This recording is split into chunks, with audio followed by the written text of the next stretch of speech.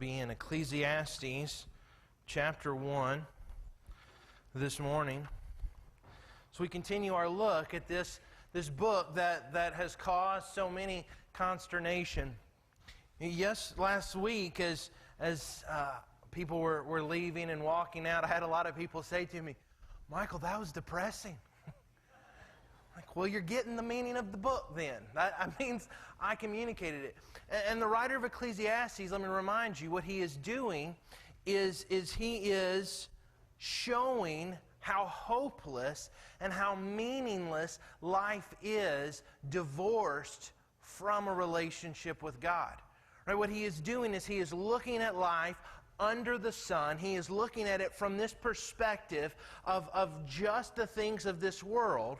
And he is saying, if this world is all there is, if the things of this world are all we have, if this world is where we find our meaning, ultimately, we're going to find life as meaningless.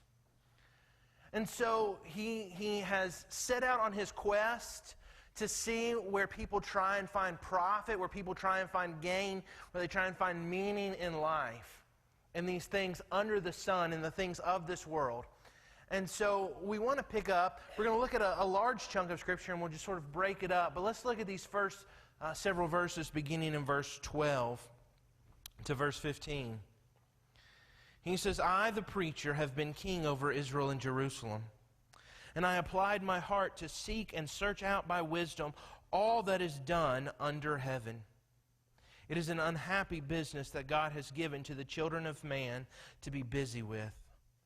I have seen everything that is done under the sun, and behold, all is vanity and striving after wind. What is crooked cannot be made straight, and what is lacking cannot be counted." So again, he's reminding us of his quest. I'm seeking to find what people think gives them meaning, what people think give them purpose. You remember last week we talked that there are two basic ways that we all look at life. There is the horizontal outlook that just looks at the things of this world, that just tries to find meaning here, that ignores God, that forgets about Him, that just sees every day and what we can do with it. But then there's the vertical outlook. There's this outlook on life that sees God's hand in everything and understands that life is to be lived for Him. And so the preacher uses this phrase, under heaven. It's the same phrase as under the sun. And he's saying, right, when people are trying to find meaning here with this horizontal outlook, he's looking at how people try to do that. But he makes a very strange statement. You see, he says, it is an unhappy business that God has given to the children of man to be busy with. What is he talking about there to say God has given us this unhappy business? I think what he means is, if you think back to the garden, if you think back to what happened in Eden when Adam and Eve sinned, God told them that because sin had entered into the world, right, that life would result in meaningless, that sin would render life empty. That the very purpose for which He created humanity, to fill the earth, it would be a process of pain for the woman. That work, something God gave even before the fall, would now be difficult. It would be painful. It would be backbreaking, and it would be part of this endless cycle that no matter how much Adam would work the ground, there would still be thorns, there would still be thistles. And so I think when the preacher here is talking about this unhappy business, I think what he is talking about is God's judgment. That because of our sin, God gave us over to sinfulness. God gave us over to the consequences of sin. And when Adam and Eve sinned, death came, and meaningless came, and pain came, and hurt came. And the preacher is saying that God's judgment has brought this unhappy business for us because of our sin. And then in verse 15 he says, "What's crooked cannot be made straight. What is lacking cannot be counted." In essence, he's saying, I'm looking for meaning, and it's nowhere to be found. What's crooked cannot be put straight. What doesn't make sense cannot be explained. And here's the problem. See, when we live life on this horizontal outlook, we're driven to this determination to make something of this life. We see what's crooked before us, and we want to make it straight. We see this meaningless. We see this hopelessness. And when we have this horizontal outlook, we want to take it upon ourselves to make something of life. We want to make our life count for something. We want to make our life mean something on our terms. We want to find our meaning and our purpose, and so we'll look in all these areas to try and find meaning, to try and find purpose, to try and make our own names great. The problem is that when we look to the wrong things to find meaning and purpose. See, that's our problem. The problem is not the desire to have a life that means something. The problem is that we look to the wrong places. We look to the wrong things to try and have our life count for something. I heard a story. I don't know if it's an urban legend or not, but the person who told it said that it wasn't. So I've tried to research and see, and I can't find anything. But in New York City, they say there are 8 million cats and 11 million dogs. But the problem is, in New York City, it's all concrete. There's nothing, if your animal dies, there's just nothing you can do with it. And there's nowhere to bury it, there's nowhere to dispose of it. So the city said that they were going to help with this problem, and you could pay the city $50 and they would dispose of your animal for you. Well, one enterprising lady got this idea, and she put an ad in the paper, and she said she would dispose of your animal for $25 for you. And what she would do is she would go to the Salvation Army or some thrift store, and she would buy an old suitcase, and she would show up at your house with this suitcase, and she would take the dead animal, she would put it in there, and then this old lady would go on the subway, and she would sit there, and she would act like she wasn't paying attention with this big bag. And inevitably, thieves would come, and they would steal the bag and take off running. And she would play it up. Oh, no, come back, come back, come back. And then they would get home, and there's Fluffy.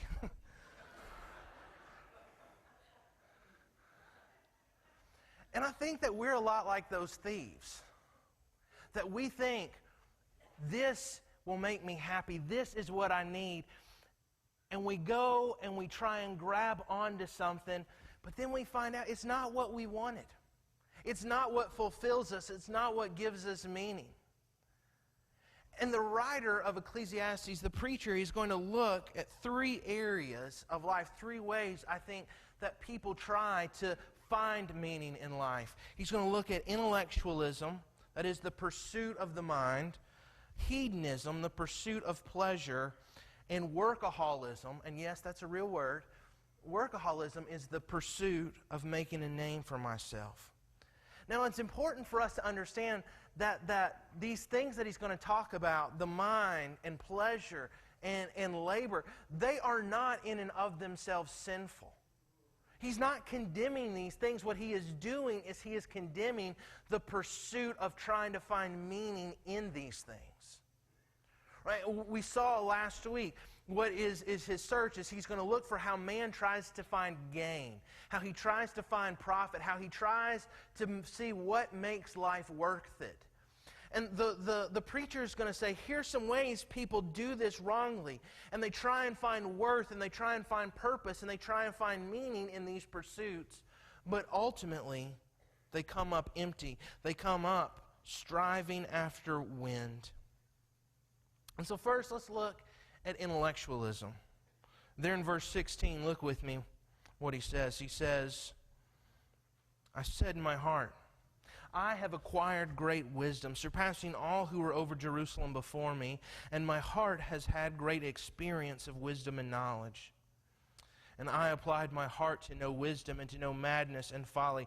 I perceived that this also is but striving after wind. For in much wisdom is much vexation, and he who increases knowledge increases sorrow. See, intellectualism is the belief that I can figure out what's going on in the world. Intellectualism means that if I just apply my mind, if I just build up my knowledge, if I know enough, if I'm smart enough, if I'm wise enough, I can figure out what's going on in the world around me. And this is a temptation that we so often succumb to, because we see things that are going on and we want to be able to explain them, and we want to be able to rationalize, and we want an explanation. This is an impulse that is born into us as children. 1,050 times a day, I hear this word in my house. Why? And it's Henry trying to figure out, well, how does life work? Dad, if I'll say, okay, buddy, it's your nap time. Why? Okay, buddy, you need to pick up your toys. Why? And really, he's just stalling, and I know it. But that question assumes that if you can give me a valid reason, it will make the task that much easier. That if you can explain to me why I need to do this, then it'll make it easier for me to obey you. And we never grow out of that. We're always looking around at the world and we're asking why. Why does this happen? Why is this going on? How does this occur? What's going on here? And we want to know these answers, and we want to try and figure things out. You see, wisdom is the knowledge applied of how the world works. It's how things come together. Wisdom is trying to decipher and discern how all of life fits together. Obviously, wisdom in and of itself is not a bad thing. The Bible holds up wisdom. But the preacher here is talking about when we try and make wisdom, when we make the pursuit of knowledge, when we make this need to figure everything out, what will give us meaning. If I can just explain all that's happening around me, if I can just explain why things happen, if I can just explain these natural processes, if my logic can figure this stuff out, then I will have meaning, then I will have perfect purpose, then I will be important. But you see what he says. He doesn't say he just wants to know wisdom. He doesn't want to just know how things work. He says in verse 17, I want to know madness and folly. In other words, I want to know why things work with wisdom, but I also want to know why some things don't work. I want to know why some things don't make sense. I want to know everything. And so the preacher talks about people who are on this quest to try and figure everything out and try and explain everything. But his conclusion is that this pursuit is impossible. Right? There's nothing. We can't figure everything out. Matter of fact, he says the more you know, the more confused you are. I like to call the Ecclesiastes the anti-Proverbs. See, Proverbs are general statements of truth. And Proverbs are not a promise. A lot of people put this burden on themselves because they think Proverbs are promises. They're not. Right? I've heard parents say, train up a child in the way he should go, and when he's old, he'll not depart from it. The Bible promises that. No, the Bible does not promise that. It's a proverb. It's a general statement of truth. And for every general statement of truth, there is an exception. And this is what Ecclesiastes deals in. Ecclesiastes deals in these exceptions because the truth is we can try to do everything right. We can live a life to serve God. We can love God. We can be good parents. We can be a good husband. We can be a good wife. We can be generous. We can seek God's leading. And you know what? Sometimes things still don't work out. Sometimes things still don't happen the way we want them to happen. And Ecclesiastes deals in these exceptions. Ecclesiastes lives in this area where even if we try and do all the right things, life doesn't always work out. There is no explanation for some things in life. Michael, why is it that some children develop cancer and others don't? I don't know. Why is it that some countries suffer a massive natural disaster and are wiped out and others don't? Remember when we lived in Arkansas, we lived right there in Tornado Alley there on the Mississippi Delta. And it was very frequent that we would hear the sirens and we'd have to go and get in our position. And one day after the siren stopped, after we found out everything was clear, we went outside and the house just catty-corner to us across the street was completely devastated, and we could see a line through our front yard where it missed our house. Why did it hit theirs and not ours? There's no answer for that. So we want to know the answer. We want to explain things. People say, Michael, why did God let this happen? Michael, why did God allow this? And we want to try and find answers, and we want to try and find meaning, and we'll say, well, maybe God did this so that this could happen, and maybe God allowed this so that this could happen. But really all we can say is, I don't know. I can't figure it out. And the preacher here is saying, I've searched and I look for meaning and I'm looking for answers and I'm trying to apply wisdom to every situation of life, and it's just puzzling. It's vexation. It's frustrating. There's nothing there. But the reality is the more we know, the less we want to know. We live in an information age. You realize at the touch of a button, we can find out what's going on in any part of the world. Right? My dad is 7,000 miles away right now. And on my phone, I can look and I can see exactly where he is by the GPS in his phone.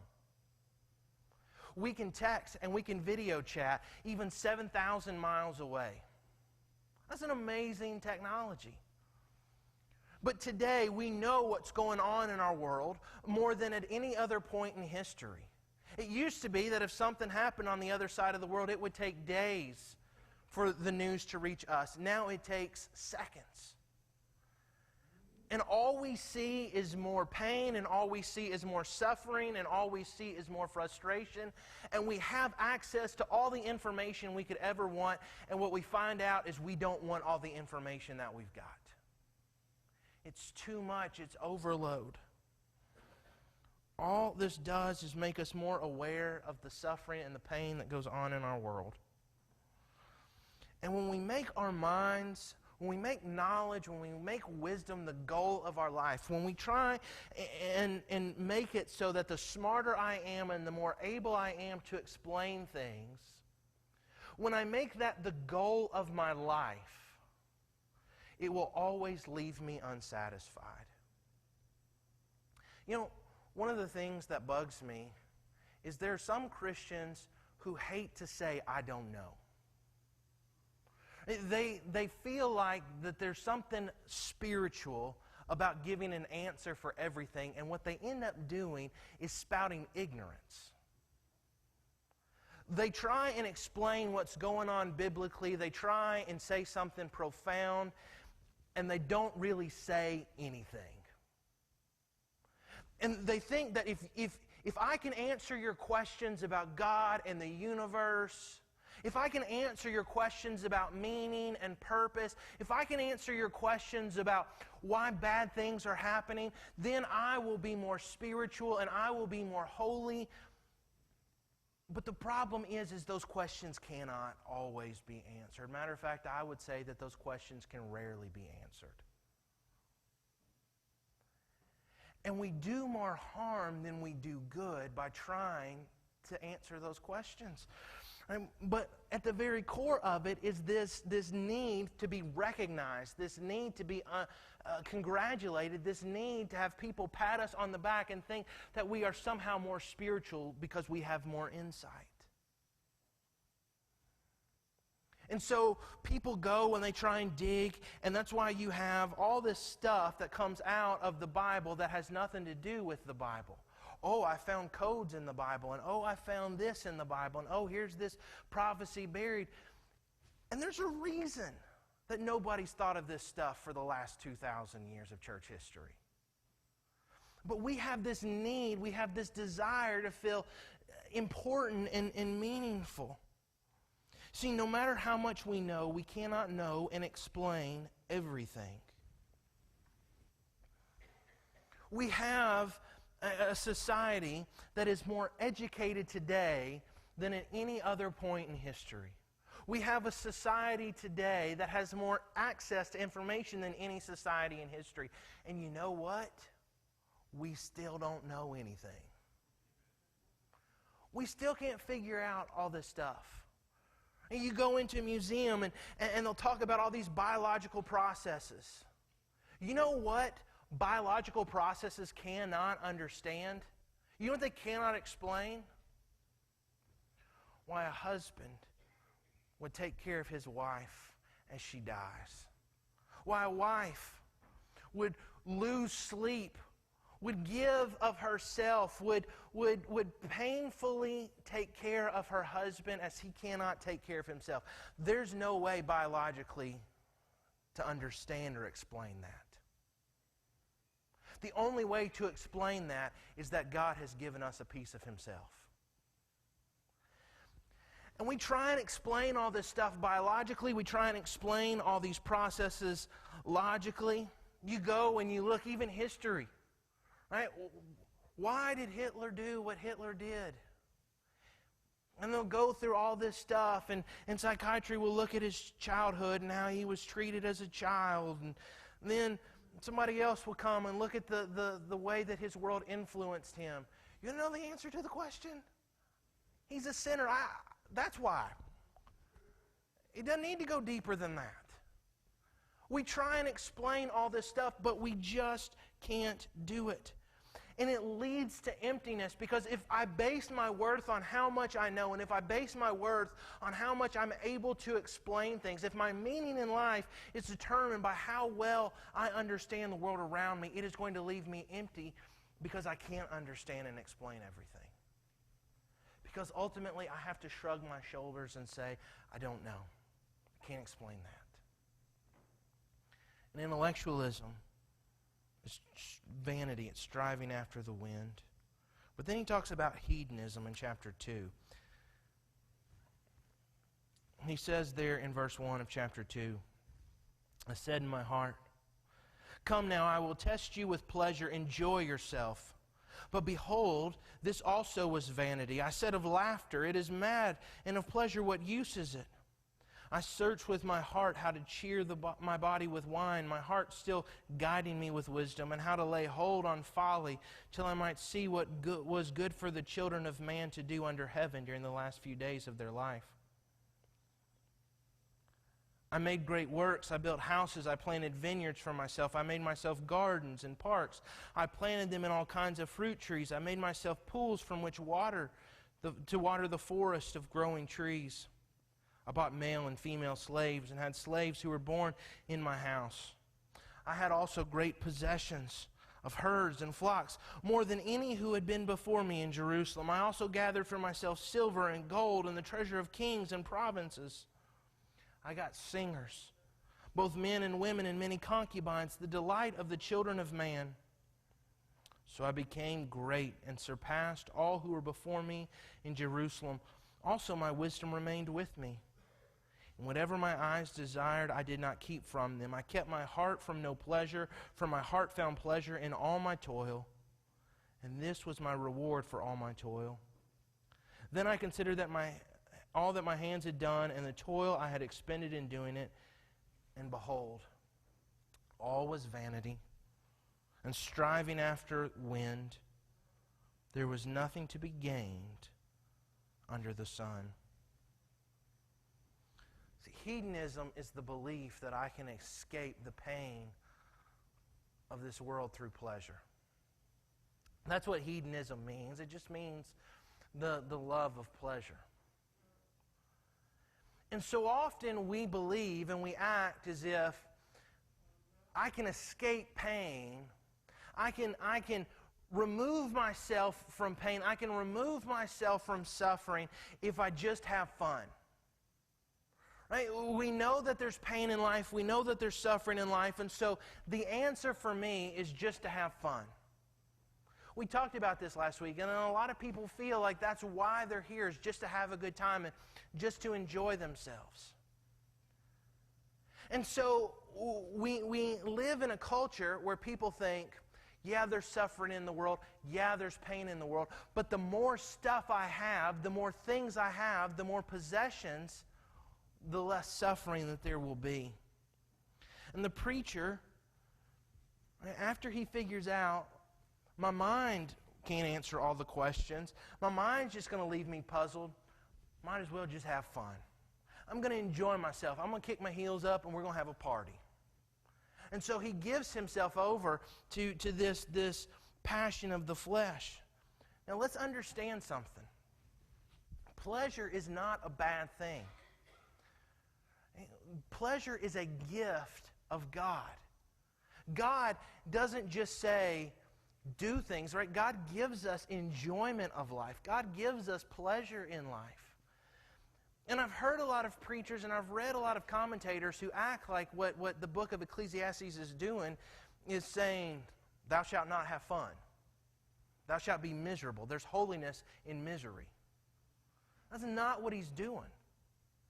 And I'll show you why in a little bit.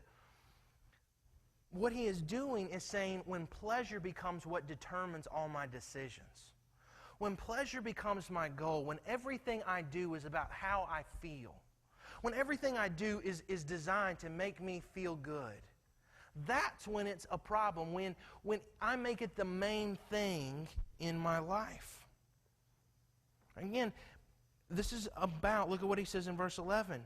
This is about life under the sun. What he's doing is he is trying to find pleasure in the things of this world. What he is doing is he's talking about pleasure divorced from a relationship with God, pleasure divorced from thanking God. And he's saying when that becomes the goal, it's a problem. But look at his motivation. Beginning in verse 4, he talks about some things he does, and listen to what he says. He says, I made great works. I built houses for myself. I made myself gardens and planted them in parks. I made myself pools. I bought male slaves and female slaves. I had great possessions. I gathered for myself. I got singers, right? All of this stuff. I, myself. This is about him doing things for himself. This is about feeding his pleasure. This is about feeding his flesh. This is about satisfying his urges and his base desires. What he's talking about here is when people just make life about how they feel and constantly are doing things to nurture their feelings, to nurture this desire that God has given us for pleasure. And in essence, what I think it's trying to describe is he was trying to build his own Eden. He was trying to build his own paradise. He talks about these parks and planting fruit trees, and he's talking about music, and he's talking about building things, and he puts water in there, and he brings in these concubines. I think what he's trying to describe here is that he was trying to build for himself an Eden. And in essence, that's what a lot of people do in their life. If I can be in this perfect place, if I can make my house exactly the way I want it, if I can make my life exactly the way I want it, if I can have the stuff I want in my life, if I can have these feelings I want in my life, if everything around me is perfect, then my life will be perfect. And we're trying to build our own Edens. One of the biggest mistakes we make is to think that my problems in life can be solved if I just change my surroundings. If I just change my marriage relationship, then my relationship problems will be better. If I can just change my location, then my life will be more meaningful. If I can just change my stuff, if I get more stuff, if I drive a new car, if I get a bigger house, then this emptiness I'm feeling will go away. And we think that if we just have a perfect situation around us, if we think that all that surrounds us is the way we want it, everything in our life will be good. But it doesn't work. Because he says, at the end, he's empty-handed. It's a striving after wind. He tried wine, he tried art, he tried building stuff for himself, he tried wealth, he tried music, he tried sex. He tried all these things that he thought would bring him pleasure, and they did for a moment. Let's not argue about that. Let's understand that. For a season, they brought him enjoyment. For a season, they made him satisfied. But then that season ended and he needed something more. He needed something else. He felt like he needed something greater. And he kept chasing after pleasure because what gave him pleasure in one moment did not leave him satisfied. And that's the problem. With hedonism, you can never have enough. If my life is always driven by pleasure, if I make my decisions based on how I feel, if everything in my life is about what makes me feel good, if it's about what gives me enjoyment, you can never have enough. There's always something more to have. There's always something greater to have.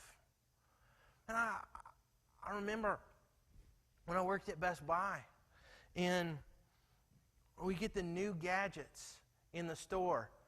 And you could tell, here would be the people that come flooding in. I got to have the new gadget because this new thing gives me status. It gives me meaning. It gives me this feeling of importance. And 6 months later, guess what? Something's new on the market. And what you just spent $20,000 on, it doesn't mean anything anymore. When we make life about our stuff, when we find our happiness based on how we feel and what we have, we'll never have enough, and we'll never have happiness because there's always more. We're always going to be chasing something. And the preacher here, he says, I have everything you could dream of. I did not do without. I was not lacking. Whatever I wanted, whatever I set my eye to, I got. He didn't even have to live as so many of us do, of just sitting and wanting and hoping we get something. He had the money. He had the opportunity. If he saw it, he wanted it, he got it. But the thing he didn't get was happy. The thing he didn't get was satisfied. It's interesting to me. Here is the preacher as an old man. And you look at the things that he found pleasure in. Art and music. Food and wine. Buildings. But at the end of his life, he's saying they don't matter because what happens to the body? Right? If your eyesight is fading, you can't enjoy art. If your hearing is going, you can't enjoy the music. If your body is going, you can't enjoy strolls through the garden. Here he talks about people who spend their whole lives searching after something. They spend their whole lives trying to make an Eden for themselves. But by the end of it, they can't even enjoy it. And if we make our life about how we feel, if we make our life about pleasure, it leaves us empty. But then he talks about workaholism. Look with me, beginning in verse 12. He says, So I turned to consider wisdom and madness and folly. For what can the man do who comes after the king? Only what has been done. Then I saw that there is more gain in wisdom than in folly. There is more gain in light than in darkness. The wise person has eyes in his head, but the fool walks in darkness. And yet I perceive that the same event happens to all of them. Then I said in my heart, what happens to the fool will happen to me also. Why then have I been so very wise? And I said in my heart that this also is vanity. For the wise as of the fool there is no enduring remembrance, seeing that in the days to come all will have been long forgotten. How the wise dies just as the fool. So I hated life, because what is done under the sun was grievous to me. For all is vanity and striving after wind. I hated all my toil in which I toil under the sun, seeing that I must leave it to the man who will come after me. And who knows whether he will be wise or a fool? Yet he will be master of all for which I toiled and used my wisdom under the sun.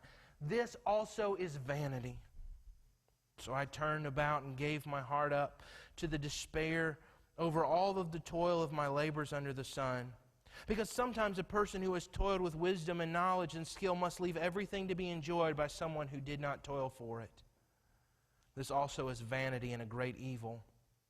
What has a man from all the toil and striving of the heart with which he toils beneath the sun? For all his days are full of sorrow, and his work is a vexation. Even in the night his heart does not rest. This also is vanity. Workaholism. He talks about this finding fulfillment in the things we do. And workaholism is the belief that I can create meaning in this world. That's what he's talking about. He's gone on this quest to try and figure out the world. He talks about this.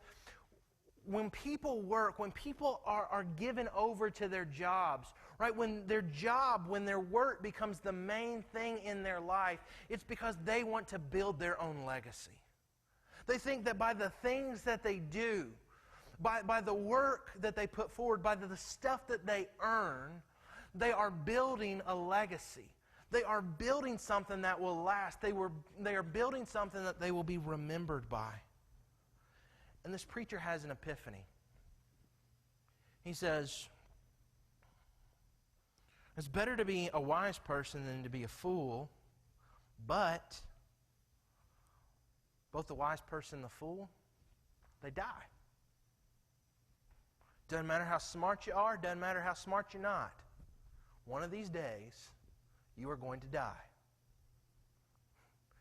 So it's still depressing in the book of Ecclesiastes. That's his point. Doesn't matter. All the stuff you do, all the knowledge you accumulate, you die. And here was his life's quest. His life's quest was tied to this accumulation of knowledge, this accumulation of wisdom. And he says, one of these days, I'm going to die. And all that I have built and all that I have worked for, it's going to be left to somebody. And I don't even know if they're going to deserve it or not. Right? If he were writing this today, he would say, I've worked for all this stuff, and all that's going to happen is my grandkids are going to get a reality show where they just spend my money. Because that's what our culture does. They take people who are rich for no other reason than being born into a rich family, and we just give them a television show. And he says, I don't know if they'll be wise, I don't know if they'll be a fool, but I know this, that everything I've worked for, everything I've strived for, is going to be somebody else's one day. I don't get to take it with me. I leave it here. And it leads him to a despair. What's the point of working if everything I work for, if everything I try and build, if the legacy I'm trying to create for myself is just going to be handed over to somebody one day? Percy Bysshe Shelley wrote a poem about Ramses II. Ramses II was probably the pharaoh at the time of the Exodus, and he was known a lot by his Greek name, Ozymandias. And when Napoleon conquered Egypt in the end of the 18th century, early 19th century, it sort of created this love of archaeology because they were just finding all this stuff, and they were finding all these antiquities. And the British Museum had acquired this statue of Ramses II, of Ozymandias. And a Roman historian by the name of Diodorus Siculus wrote about this. And he wrote that this statue was the tallest of all statues in Egypt, that it was majestic and it had inscribed on it the pomp and the circumstance that Ramesses wanted for himself. But now, all that was rubble and remnants of this once great statue. And Shelley wrote this. He said, I met a traveler from an antique land who said, 2 vast and trunkless legs of stone stand in the desert. Near them on the sand, half sunk, a shattered visage lies, whose frown and wrinkled lip and sneer of cold command tell that its sculptor well those passions read which yet survive, stamped on these lifeless things, the hand that mocked them and the heart that fed. And on the pedestal these words appear, my name is Ozymandias, King of Kings. Look on my works, ye mighty, and despair. Nothing beside remains. Round the decay of that colossal wreck, boundless and bare, the lone level sands stretch far away. And Shelley wrote that poem. Here was this great work of art, this great monument that the king had built to himself, and he even had the hubris to put on it, look on my works and despair, all you mighty men. And what was left but rubble in the desolate sand? And in essence, that's what the writer of Ecclesiastes is saying. We work and we work and we try and build our legacy and we try and make a name for ourselves. But we die. And then we have no control over what happens. We have no way to be remembered. You see, work gives us the illusion that we can build our legacy. We buy into the lie that the harder I work and the more I toil and the greater I labor and the more skill I apply, the more I'll be remembered and the more I'll matter and the more I can do. And when we make our work about us and we tie our worth to how we work, and when we tie our worth to what we do, and we tie our worth to the empire that we build for ourselves, we have this depressing reminder that one day even the best and most majestic things we create will be nothing but rubble.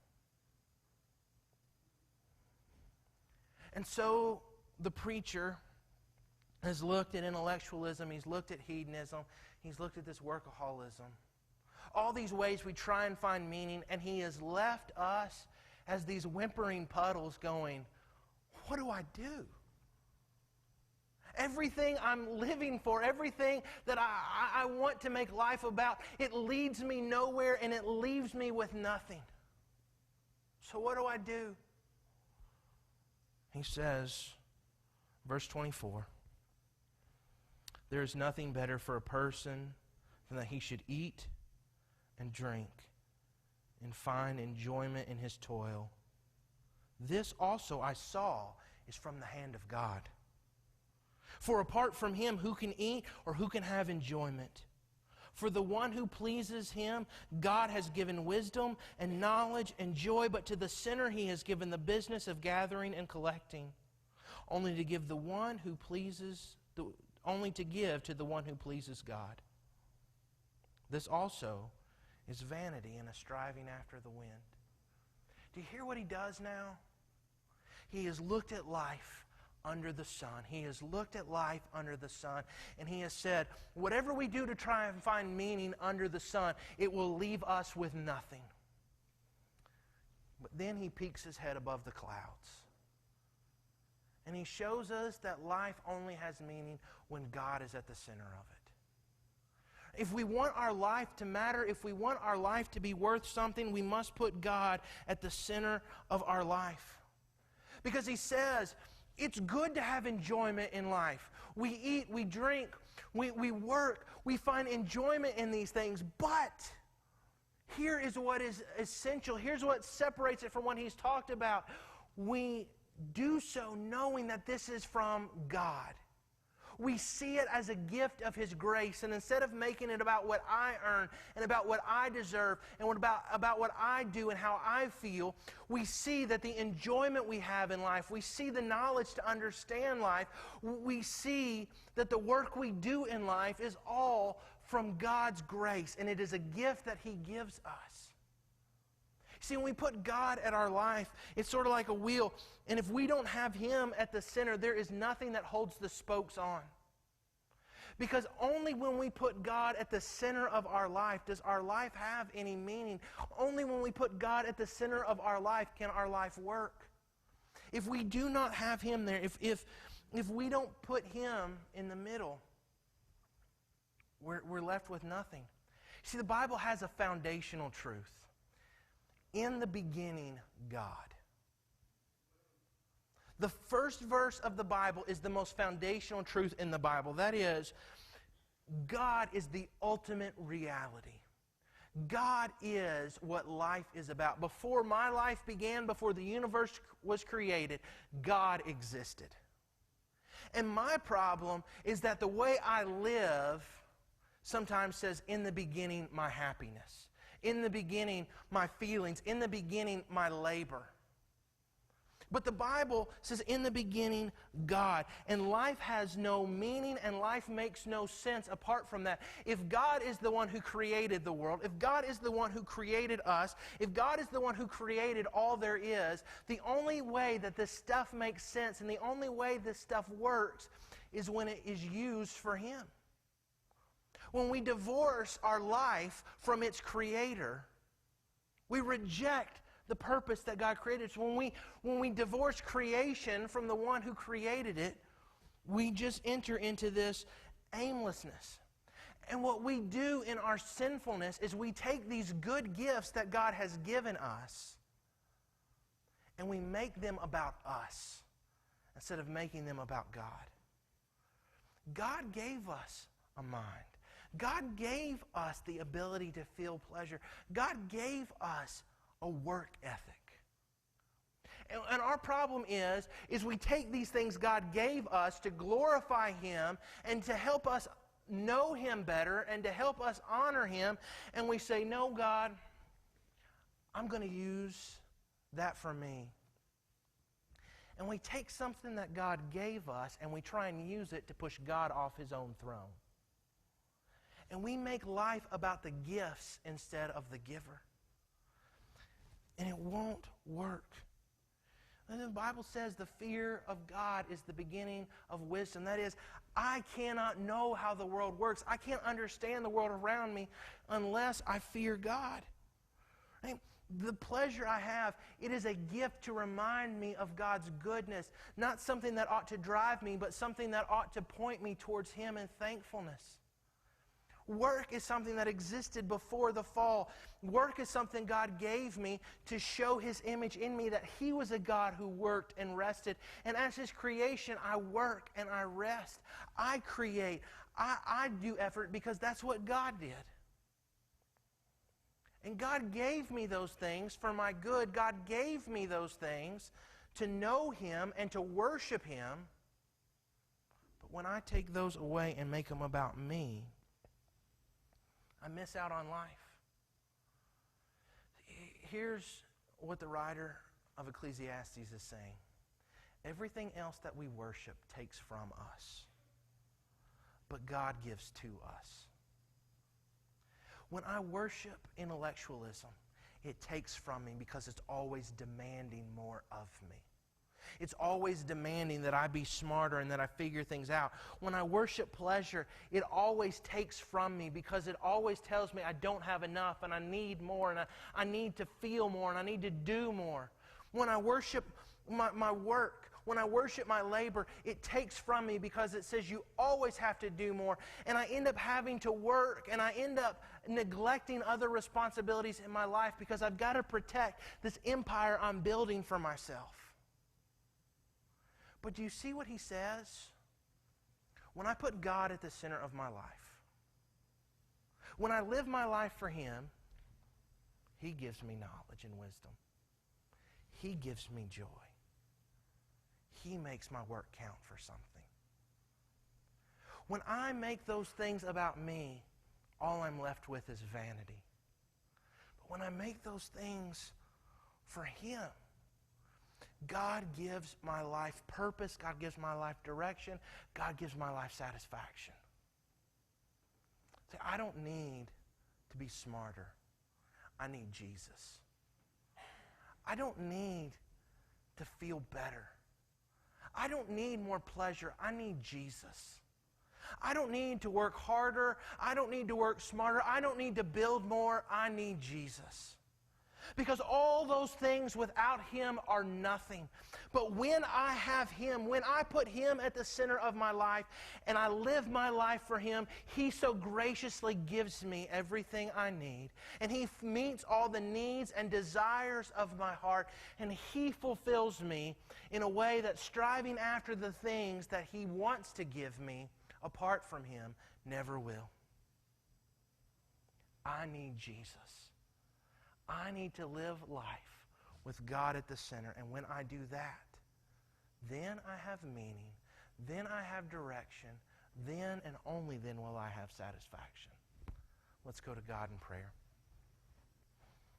Father, Lord, I pray that you would show us all those times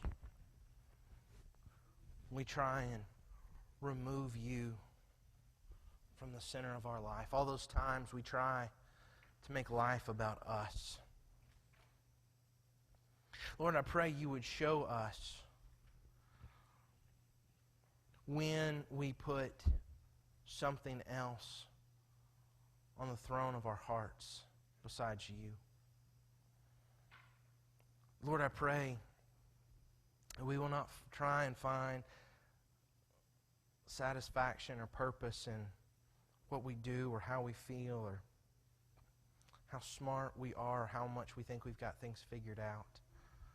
May we heed the warning of this preacher and understand that all it's going to lead us to is emptiness. All it's going to lead us to is this fatigue from striving after wind. Father, I pray that daily we put you at the center of our lives. That you determine how we act and how we think and how we feel. That our decisions are made based on what honors you and what glorifies you. What's in obedience to your word. Father, I pray that we won't try and find happiness in any of the cheap substitutes. That we won't settle, Father, but that we will live for our Creator. Lord, we love you. We thank you for the way you love us. That you are so gracious in giving us all that we need. That you give us all these gifts simply because you are good. Father, may we honor that by the way we live. Lord, if there's anyone here this morning who does not know you as their Lord and Savior, who understands this morning that they have been living their life for the wrong things, they're trying to find meaning and purpose in things that will not last and will leave them empty. Father, I pray that they would see their only hope is in you and what Jesus has done for them. And it's in the name of Christ we pray. Amen.